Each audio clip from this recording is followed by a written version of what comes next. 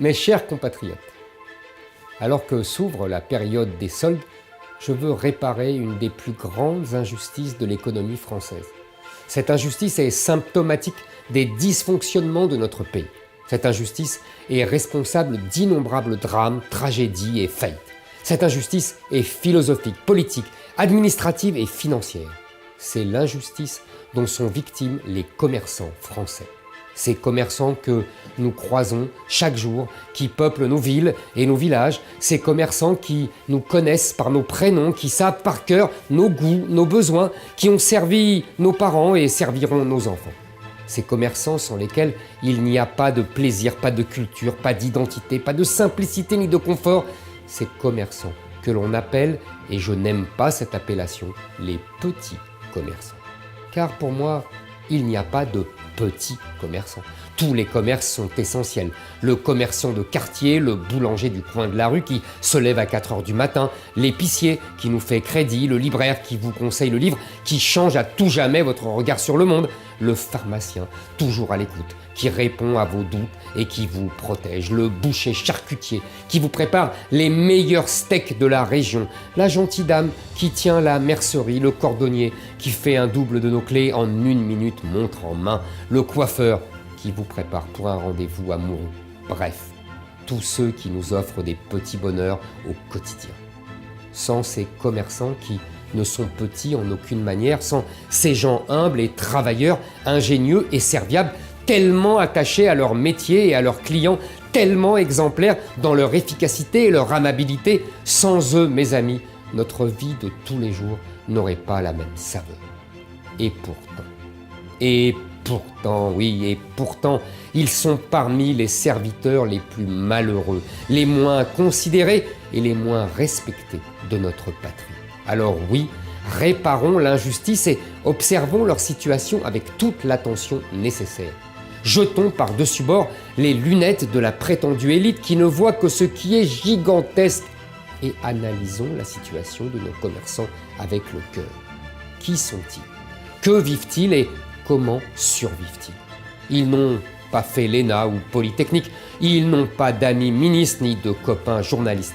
Les intellectuels les prennent pour des figurants et les technocrates pour des moins que rien. On ne leur décerne jamais la Légion d'honneur, on n'érige aucune statue en leur honneur. Les livres d'histoire ne s'en occupent pas. Personne ne se jette à leur secours pour les défendre quand tourne le vent de la fortune et que la ruine les menace. Ils sont seuls, ils sont sans défense et ils sont fragiles. De quoi souffrent-ils? Laissez-moi commencer par un chiffre. Il y a 450 000 magasins en France et leur chiffre d'affaires est de, tenez-vous bien, 410 milliards d'euros. Oui, vous avez bien entendu, votre boulanger, votre libraire génère 410 milliards d'euros chaque année. C'est-à-dire 6 fois le chiffre d'affaires d'Airbus. Le commerce dit petit peut donner des leçons de prospérité aux fleurons les plus puissants de notre industrie. Alors, on devrait leur dérouler un tapis rouge, on devrait les recevoir à Bercy avec les honneurs dus à leur rang. On devrait dédier une fête nationale. Au lieu de quoi? On les pressure, on les surveille, on les menace, on les quadrille et on les humilie.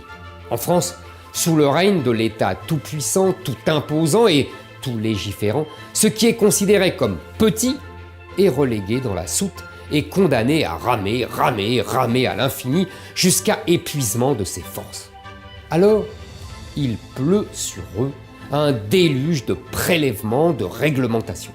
On mesure leurs enseignes, on millimètre leurs pas de porte, on leur dissèque leurs comptes, on les gave de formulaires comme des oies, on les taxe, on les condamne à devenir des comptables, avocats, fiscalistes, on leur impose des horaires et des tarifs, on les étrangle s'ils créent de l'emploi et on les asphyxie s'ils n'en créent pas. On les traque, on les poursuit, on les encercle.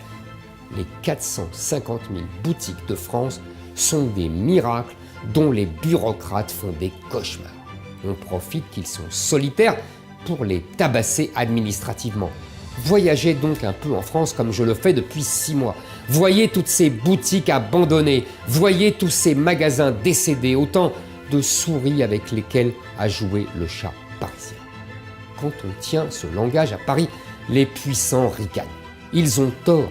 Ils ne veulent ni voir ni entendre. Faites donc l'expérience par vous-même. Chez votre coiffeur ou chez votre caviste ou chez votre papetier, posez des questions. Payez-vous trop d'impôts et trop de taxes? Vous complique-t-on la vie avec des lois absurdes? Le fisc vous traite-t-il comme des ennemis? Et la réponse sera toujours et invariablement oui, oui, oui, on nous tond et on nous saigne au point que nous avons envie de tout laisser tomber. Oui, on nous empêche de nous enrichir. Oui, on nous dégoûte de travailler. Oui, on nous fait regretter de ne pas avoir choisi une vie de fonctionnaire. Oui, il est temps qu'un président se dresse devant le ministère des Finances et lui donne l'ordre d'arrêter immédiatement d'emmerder les commerçants. Je veux être ce président. Je veux être cet homme qui fait passer les commerçants des villages avant Bercy et le marchand de vêtements pour enfants du bout de la rue avant le Parlement européen. Je vous le dis, sous ma présidence, ces derniers aux yeux de Paris seront les premiers aux yeux de la France. Le commerce est une chance et il est la racine de la prospérité. J'élèverai le plus petit commerce au rang des secteurs les plus nobles. La boutique redeviendra un acteur essentiel de l'activité économique française. Élu président, je permettrai aux petites et moyennes entreprises de ne payer que 15% d'impôts sur les sociétés sur leurs bénéfices jusqu'à 300 000 €.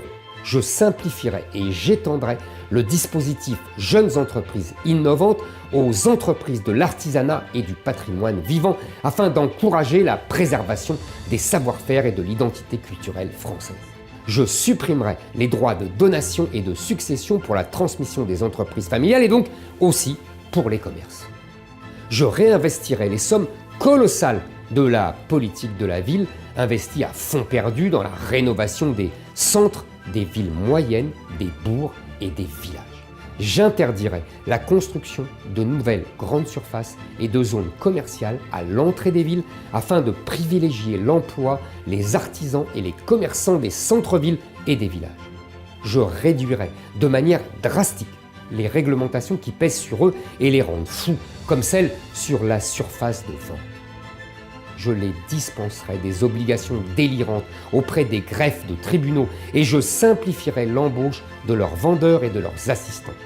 Bref, nous arrêterons d'emmerder les commerçants parce que les commerçants, eux, n'emmerdent personne, bien au contraire. J'aime l'État, mais j'aime l'État qui protège les Français, pas celui qui en fait des esclaves, les pousse à la banqueroute et in extremis prétend les sauver en les réduisant au rôle d'assistés. J'aime l'État qui fait régner l'ordre, pas celui qui enterre les vivants, les commerçants dans le confinement. J'aime l'État qui fait régner la justice, pas celui qui décide quels commerces sont essentiels et lesquels ne le sont pas. J'aime l'État qui fait régner la paix, pas celui qui regarde les casseurs saccager les vitrines, les gangs partir avec la caisse du buraliste, les racailles braquer le bijoutier et les contrôleurs des impôts présumés coupables les braves gens. J'aime l'État qui aime le commerce et pas celui qui le maltraite. Commerçantes, commerçants, je vous le dis, je suis avec vous. Et je ne fais pas semblant car je ne suis pas un politicien professionnel. Mes grands-parents étaient commerçants, mes parents l'étaient aussi. Je suis moi-même devenu mon propre éditeur. Je ne suis pas un de ces hauts fonctionnaires qui jouent avec l'argent de la nation sans avoir rien vendu ni rien acheté avec leurs propres économies. Je fais partie du même monde que vous, le monde réel, celui que vous rendez possible chaque jour de notre vie. Et si je vous dis tout cela, ce n'est pas de la propagande, c'est du vécu. Je vous aime chaque fois que je fais les courses dans mon quartier et j'aime vos sourires qui me disent que je suis en France. Alors, chers amis, je vous souhaite une bonne année, je vous souhaite de bons clients et de belles ventes et je compte sur vous pour faire de cette année une belle page dans l'histoire du commerce français, l'année de la reconquête. Vive le commerce, vive la République et surtout, vive la France!